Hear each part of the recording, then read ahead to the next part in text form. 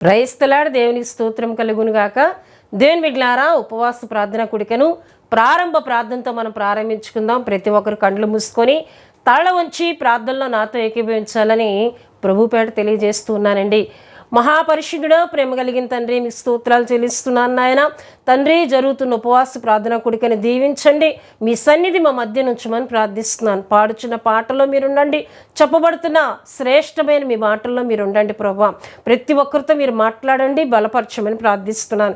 చేస్తున్న ప్రార్థన విజ్ఞాపనలో మీ ఆత్మ సహాయం దయచేయండి అయ్యా. ఈ దిన ఉపవాస ప్రార్థన కూడికలో ఎవరి నిమిత్తమైతే మేము ప్రార్థిస్తున్నామో వారందరి పక్షంగా మీ గొప్ప కార్యములు జరిగించి మీ నామానికే మహిమ ఘనత ప్రభావాలు తెచ్చుకోమని యేసు నామములో అడుగుచున్నాం తండ్రి, ఆమేన్. హల్లెలూయా. ప్రార్థనలు నాతో ఏకీపించిన మీ అందరికీ నా శుభవందనాలు తెలియజేస్తూ ఉన్నానండి. దేవుని బిడ్డలారా, ఈ సమయంలో మా కోడలు గారు దెబోరాములు వచ్చి ఒక చక్కటి ఆత్మీయ గీతం పాడి ప్రభు నామాన్ని గనపరుస్తారు. తనతో పాటు కలిసి ప్రభువును గనపరచాలని ప్రభుపేట తెలియజేస్తూ ఉన్నానండి.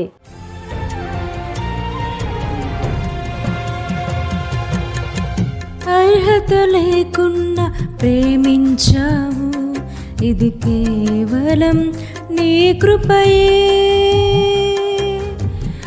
యోగ్యత లేకుండా హెచ్చించావు, ఇది కేవలం నీ కృపయే.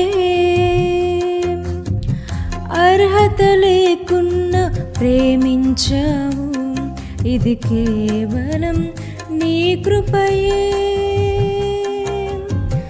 యోగ్యత లేకుండా హెచ్చించావు, ఇది కేవలం నీ కృపయే. కృపయే కృపయే నేనేమయ్యున్నాను నీ కృపయే. కృపయే కృపయే నే బ్రతికి ఉన్నానంటే కృపయే. కృపయే కృపయే నేనేమయ్యున్నాను నీ కృపయే. కృపయే కృపయే నే బ్రతికి ఉన్నానంటే కృపయే. అర్హత లేకుండా ప్రేమించావు, ఇది కేవలం నీ కృపయే. యోగ్యత లేకుండా హెచ్చించావు, ఇది కేవలం నీ కృపయే.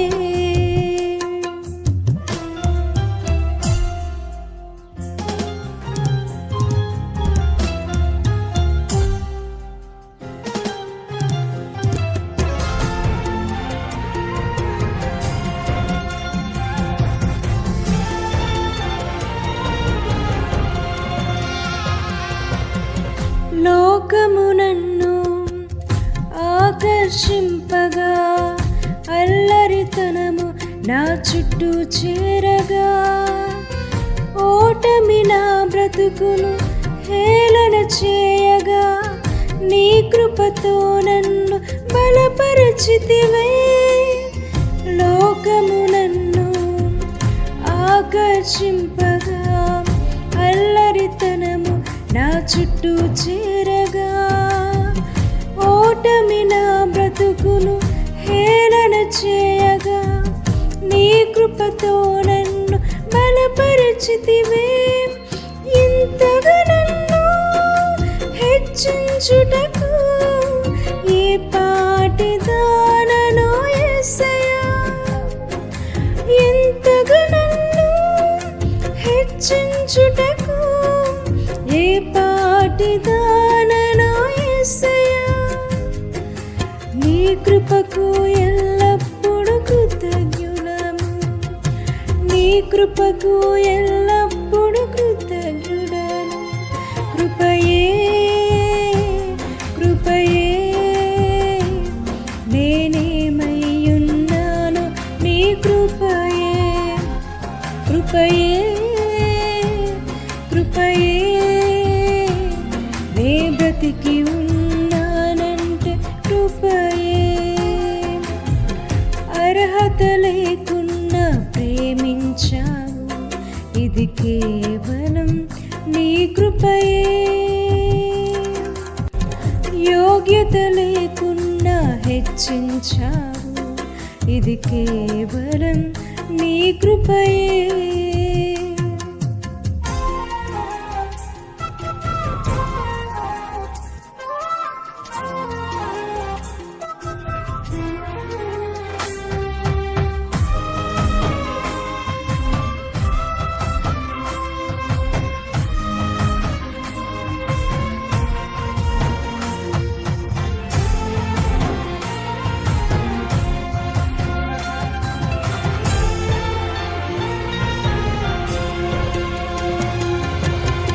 శ్రమలు శోధనలు నన్నావరింపగా, అజ్ఞానముచే నేహీనమవ్వగా, మరణపు కోరలు నా చుట్టూ చేరగా, నీ కృపతో నన్ను బ్రతికించితివే.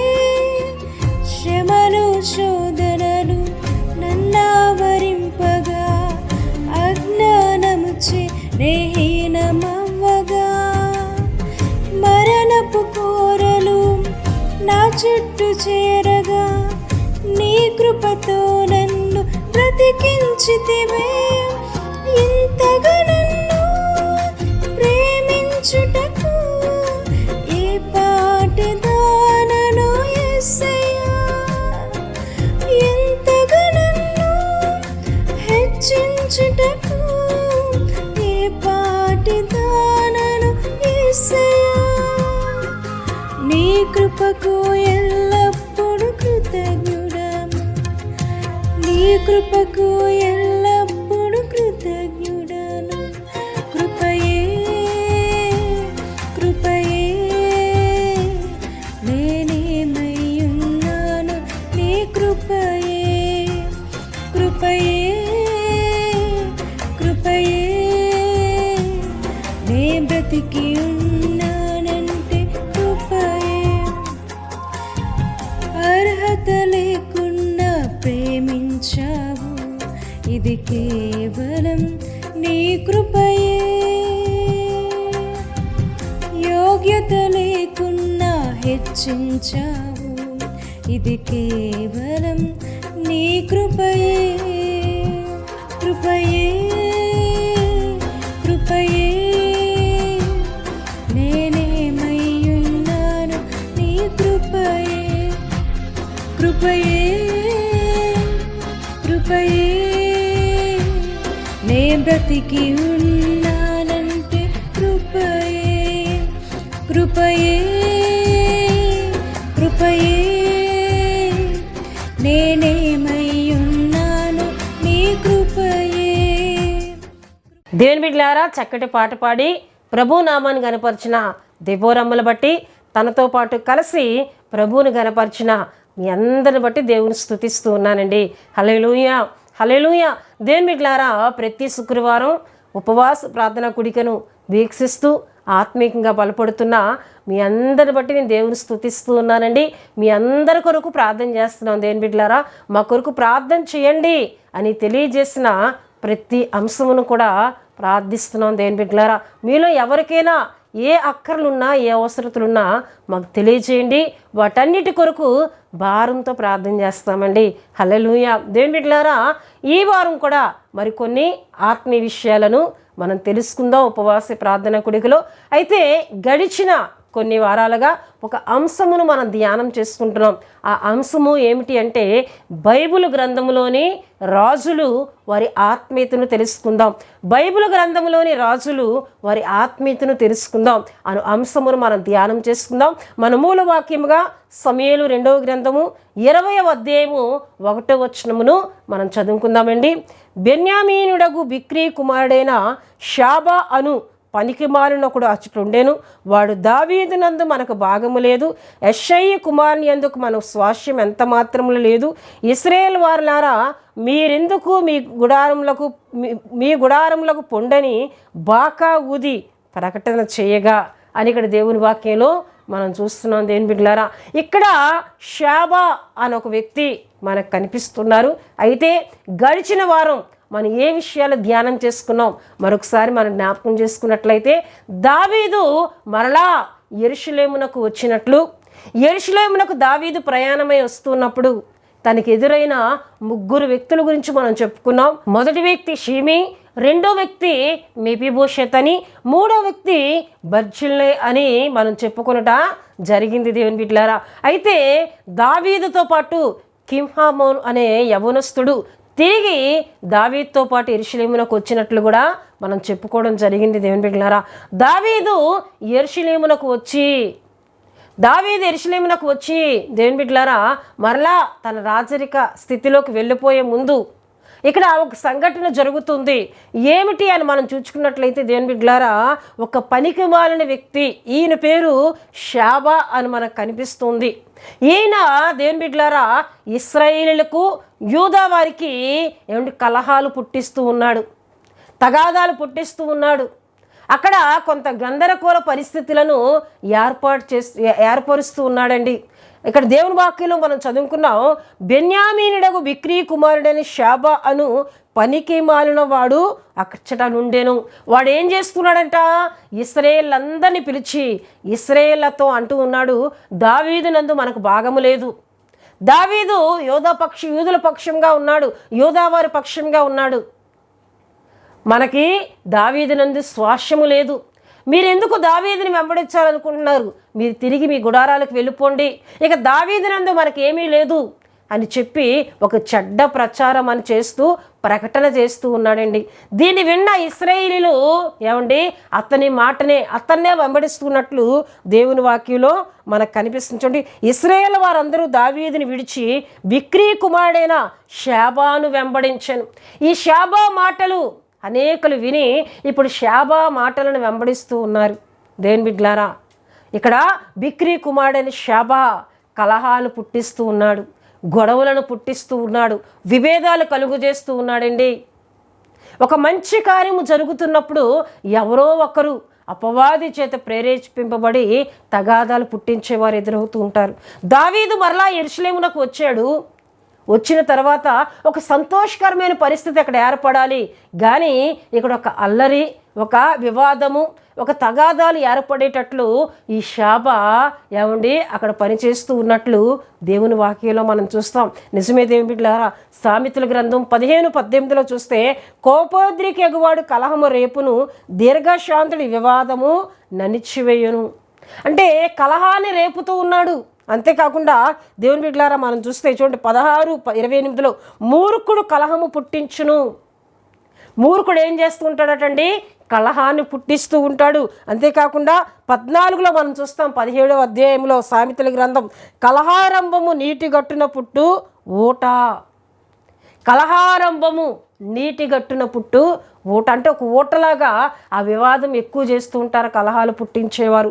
ఆ దేవుని బిడ్డలారా, సామెతల గ్రంథంలో ఇంకా ఆయా విషయాలు మనం చదువుకున్నట్లయితే, అంటే మూర్ఖులు తగాదాలు కలుగు చేస్తూ ఉంటారు, కలహాలు కలుగు చేస్తుంటారు, విభేదాలు కలుగు చేస్తూ ఉంటారు.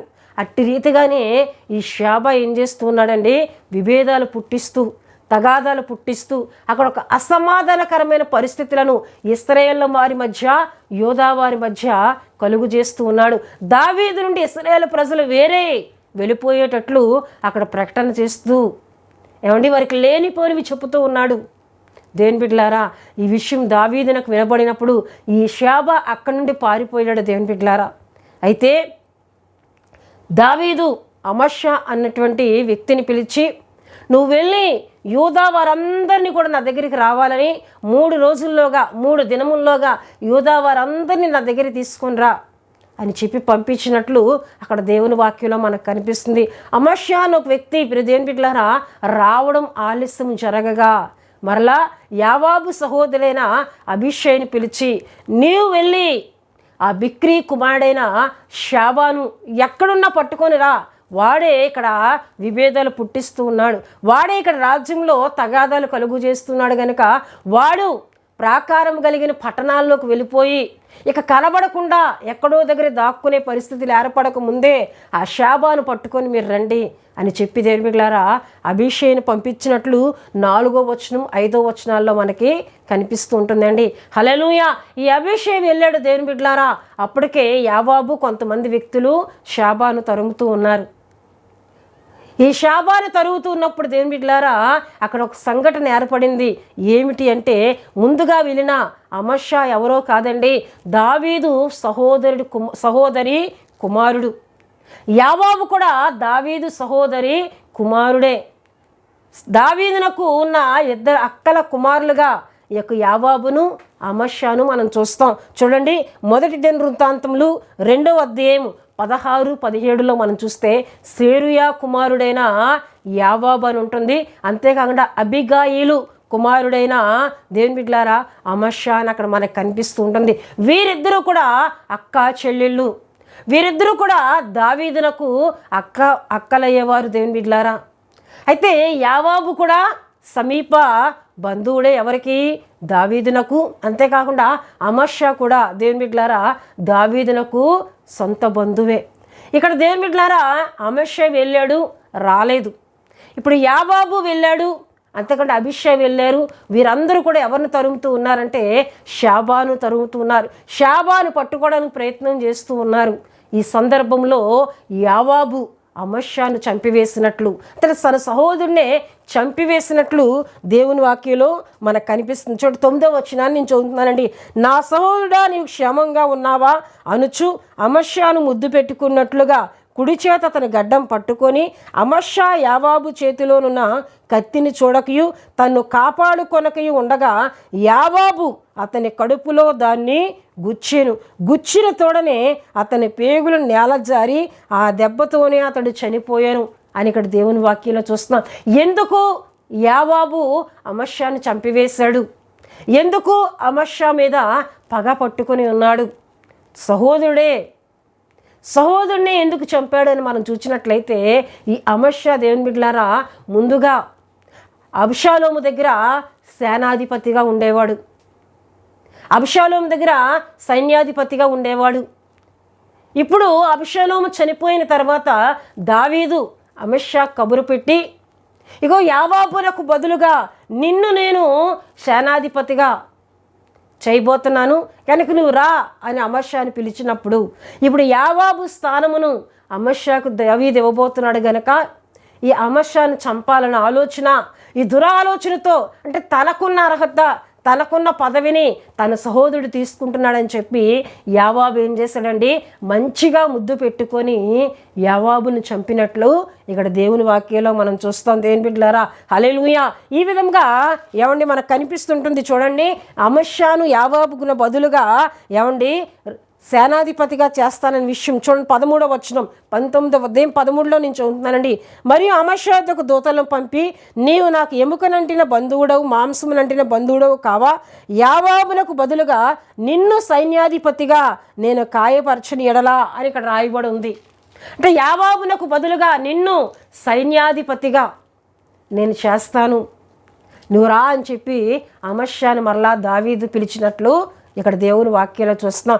ఈ విషయాన్ని బట్టి యావాబు ఏం చేస్తున్నాడండి, మంచిగా ముద్దు పెట్టుకొని ప్రేమగా నటిస్తూ తన సహోదరుడిని ఏం చేశాడండి, చంపివేసినట్లు మనం చూస్తున్నాం. ఆ శవమును అక్కడ పడవేసి మరలా తాను శాబాను తరవడానికి వెళ్ళిపోతున్నాడు. అయితే వచ్చిన వారందరూ కూడా ఈ అమష్యాను చూస్తున్నప్పుడు అతన్ని తీసి పక్కకి వేసి ఒక బట్టను కప్పివేసినట్లు కూడా దేవుని వాక్యంలో, ఎవరికి కనపడకుండా కప్పివేసి మరలా వీరందరూ శాబాను తరవడానికి వెళ్ళారు. దేవుని బిడ్డలారా హల్లెలూయా, హల్లెలూయా. ఇక్కడ నేను ఈ విషయాలన్నీ ఎందుకు చెప్తూ ఉన్నానంటే, ఒక్కరి పదవి వేరొకరు తీసుకుంటున్నారు గనుక వారికి నా పదవి వెళ్ళకూడదు, నేను కలిగి ఉన్న ఈ యొక్క అర్హత ఇంకొకరు పొందుకోకూడదు అనే తత్వము యావాబులో ఉంది గనక అమష్యాను ఏం చేశాడండి, చంపివేశాడు. దేవుని బిడ్డలారా చంపేశాడు. దేవుని బిడ్డలారా కనుక ఇటువంటి మనస్తత్వము అది దేవునికి ఇష్టము కానిది. దేవుడే ఇస్తూ ఉన్నాడేమో, మరొక అర్హతని దేవుడు నీకు ఇస్తాడేమో. యావాబు వేచి ఉండాలి. యావాబు కూడా దావీదునకు బంధువుడే కదా. యోవాబును దావీదు విడిచిపెట్టాడు కదా.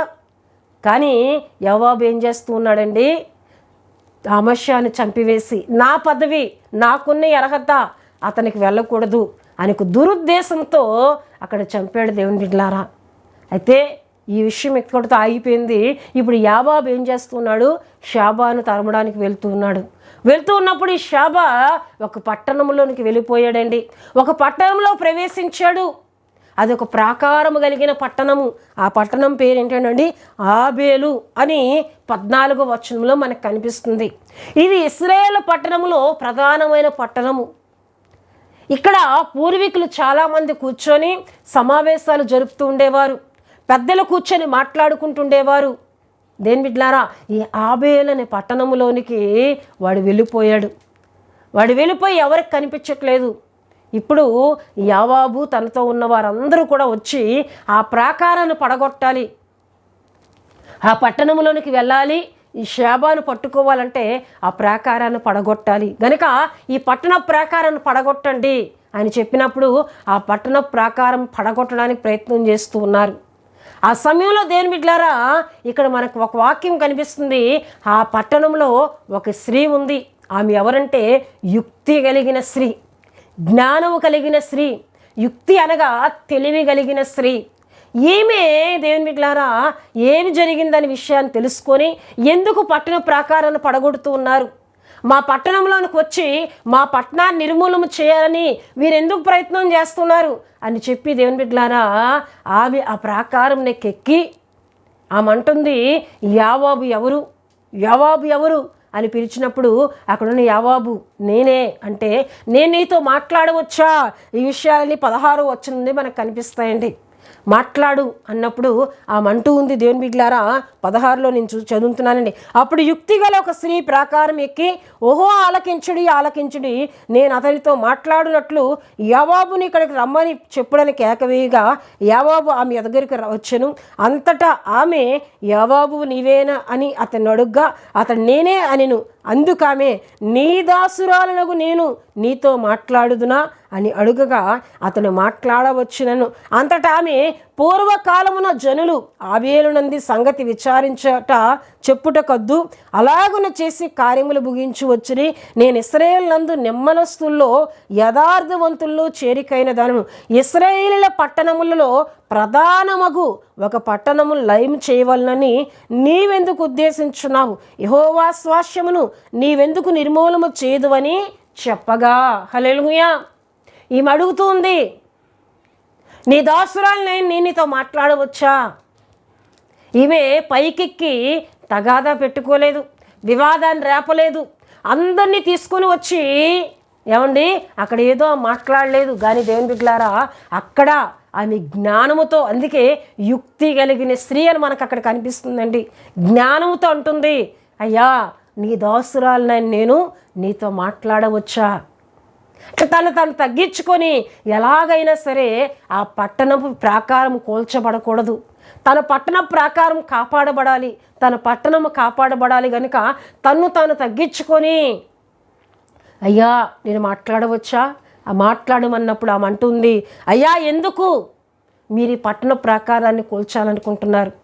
ఈ పట్టణము ఇశ్రాయేలు పట్టణములో ప్రధానమైన పట్టణము కదా, ప్రధానమగు పట్టణములు ఒకటి కదా అని చెప్తూ, అయ్యా నేను యథార్థవంతురాలిని, ఇశ్రాయేలులో నిమ్మలస్తుల్లో చేరికైన దానిను, అయ్యా ఇంత మంచి పట్టణమును, ఇంత మంచిగా కట్టుకునే ప్రాకారమును మీరెందుకు పడగొట్టాలనుకుంటున్నారు అని అక్కడ ఆమె అడగగా దేవుని బిడ్డలారా యోవాబు అంటున్నాడు, అమ్మా ఈ పట్టణంని మేమేమీ చెయ్యం, కానీ ఈ పట్టణంలోనికి పనికి మాలిన వాడు ఒకడు వచ్చాడు, వాడి పేరు షాబా, వాడిని మీరు మాకు అప్పగించినట్లయితే ఈ పట్టణంని మేమేమీ చేయము.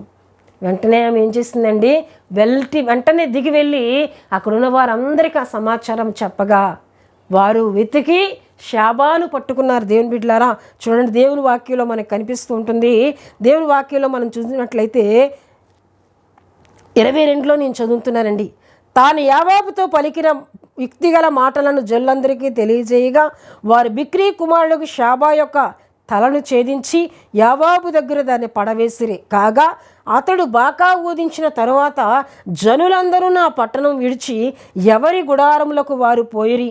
యావాబు యెరూషలేమునకు రాజునద్దకు తిరిగి వచ్చాను.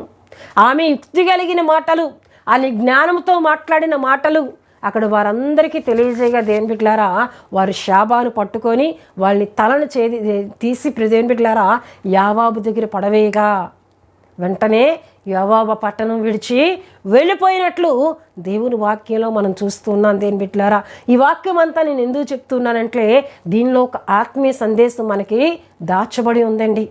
ఈ పట్టణము ఎంతో నిమ్మలమైన పట్టణము, ఎంతో జ్ఞానము కలిగిన స్త్రీ ఉండే పట్టణము, యుక్తి కలిగిన స్త్రీ, పట్టణంలో నిత్యము నెమ్మది, మంచి పట్టణము.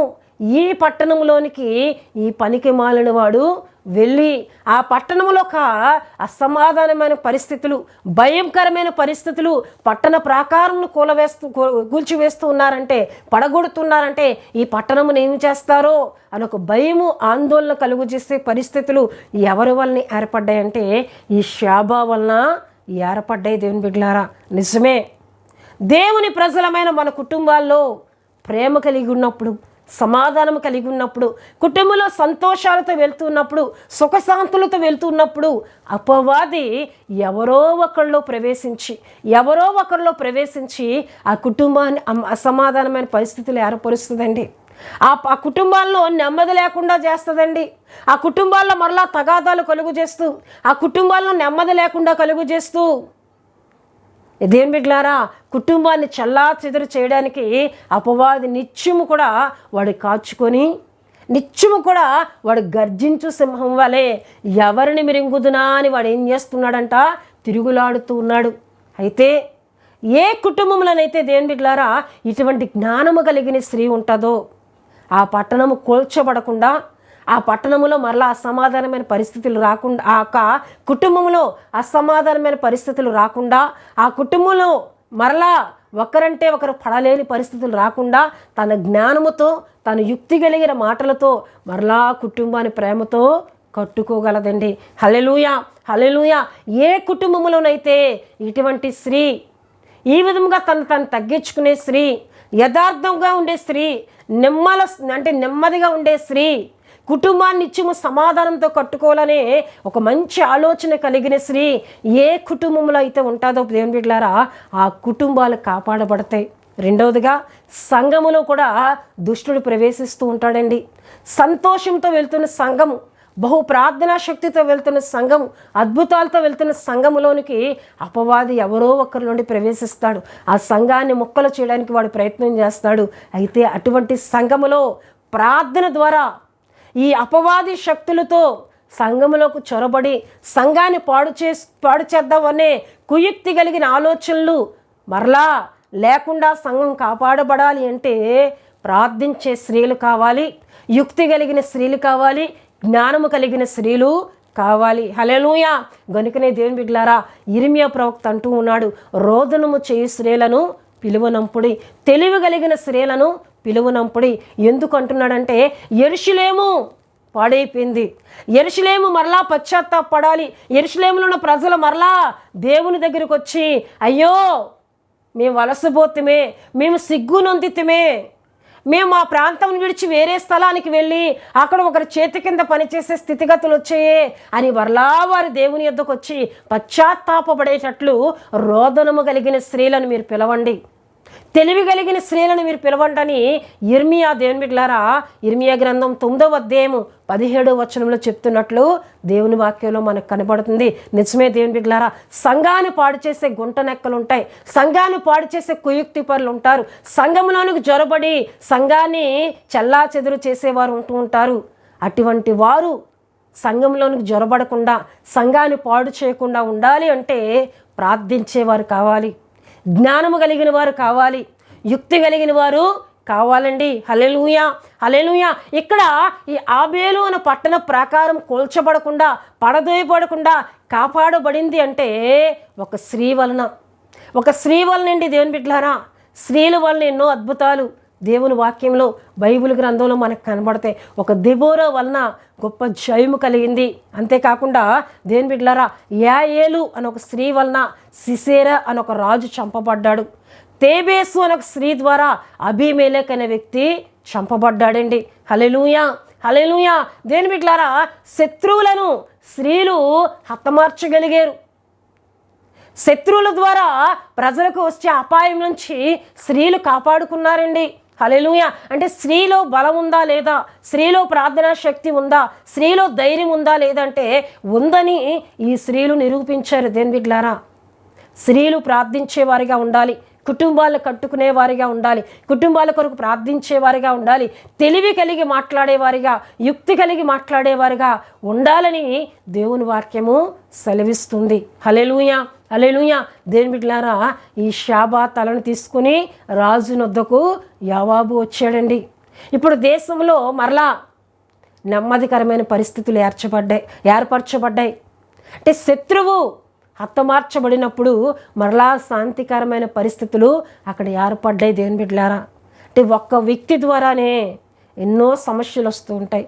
ఆ వ్యక్తిలో ఉన్న చెడుతనం బట్టి, ఆ వ్యక్తిలో ఉన్న కలహాలు పుట్టించే బుద్ధిని బట్టి, విభేదాలు పుట్టించే బుద్ధిని బట్టి, అసమాధానకరమైన పరిస్థితులు కలుగు చేయాలని ఒక దురాలోచనలు బట్టి ఎన్నో సమస్యలు ఎదురవుతుంటాయి.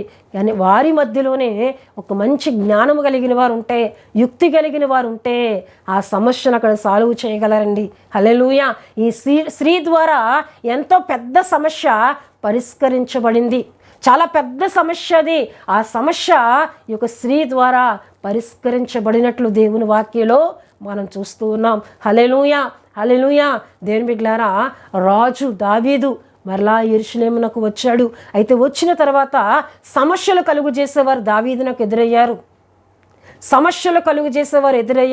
కానీ దానిలో కూడా దేవుడు దావీదునకు గొప్ప విజయాన్ని ఇచ్చాడు. ఆ షాబా చంపబడి మరలా అటువంటి వ్యక్తి దావీదునకు ఎదురు కాకుండా దేవుడు అక్కడ గొప్ప కార్యమును జరిగించినట్లు దేవుని వాక్యంలో మనం చూస్తున్నాం. దేవుని బిడ్డలారా, ఈ వారం ఇంతవరకు మనం చెప్పుకున్నాం.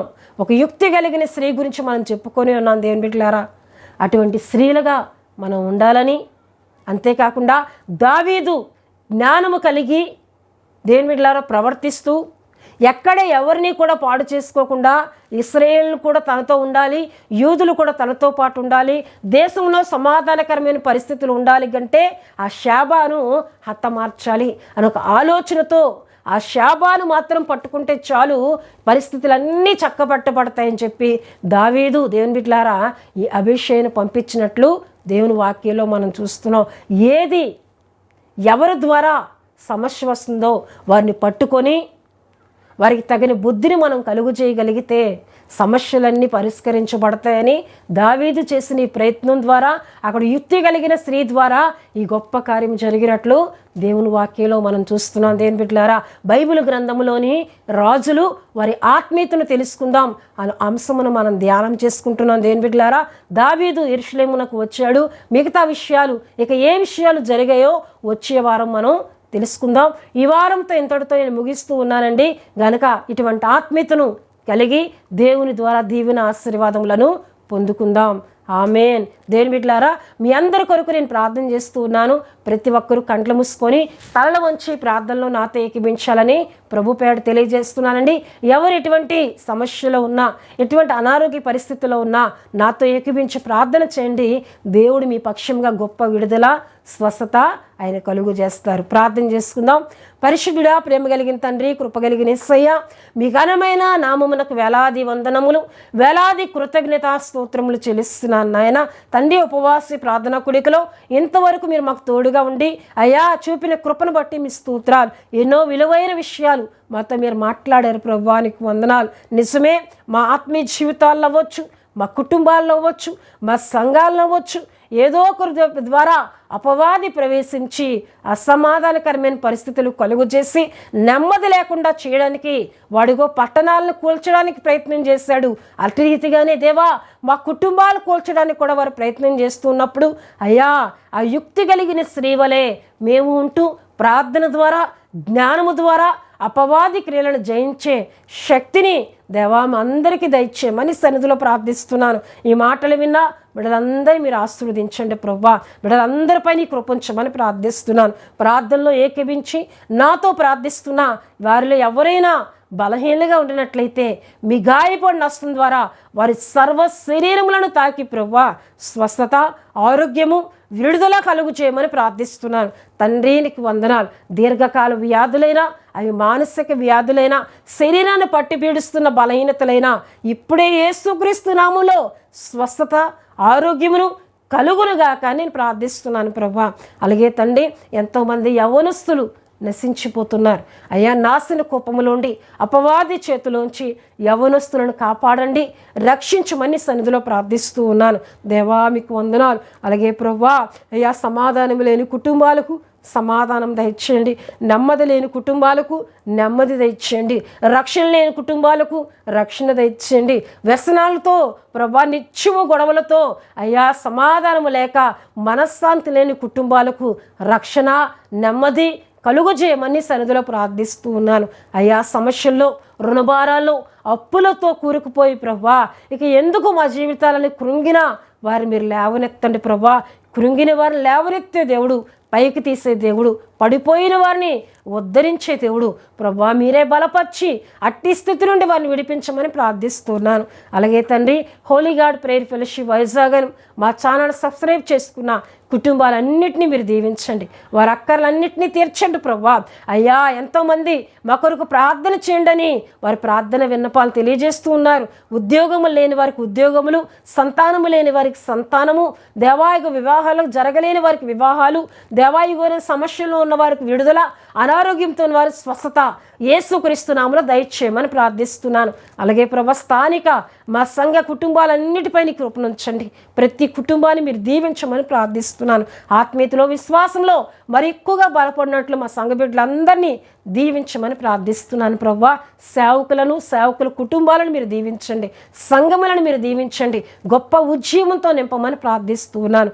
మందిరములు లేని సేవకులకు చక్కటి మందిరములు మీరు దయచేయమని ప్రార్థిస్తూ ఉన్నాను. అయ్యా నీకు వందనాలు. మా దేశ సరిహద్దుల్లో నెమ్మది, సమాధానం దయచేయండి. దేశ నాయకులను, అధికారులను, ప్రధానులను మీరు దీవించమని ప్రార్థిస్తూ మరొకసారి మా సంఘమును మీ చేతుల్లో పెడుతూ ఉన్నానయ్యా. మా సంఘములో ఎన్నో అవసరతలు ఉన్నాయి, అక్కర్లు ఉన్నాయి, వాటన్నిటిని మాకు దయచేయమని మరొకసారి మమ్మల్ని అందరినీ మీ పరిశుద్ధ హస్తాలకు సమర్పిస్తూ యేసు నామములు అడుగుచున్నాం తండ్రి, ఆమేన్. పరలోకమందున్న మా తండ్రి మీ నామం పరిశుద్ధపరచబడునుగాక, మీ రాజ్యం వచ్చునుగాక, మీ చిత్తం పరలోకమందు నెరవేరినట్లు అలాగన భూమి యందు నెరవేరునుగాక. మాకు కావలసినందున ఆహారం మాకు దయచేయము, మా రుణస్తులను మేము క్షమించిన ప్రకారము మా రుణములను క్షమించము, మమ్మల్ని శోధనలోనికి తేక దుష్టు నుండి తప్పించము. ఎందుకంటే రాజ్యము, బలము, మహిమ నిరంతరము మీరై ఉన్నారు తండ్రి, ఆమేన్. యేసు రక్తమే జయం, ప్రభు యేసు రక్తమే జయం, ప్రభు యేసు రక్తం సంపూర్ణమైనది, అపవాది క్రియలకు అనంత నాశనం కలుగునుగాక. ఆమేన్, ఆమేన్, ఆమేన్. దేవుడు మిమ్ములను మీ కుటుంబములను బహుగా దీవించునుగాక. ఆమేన్.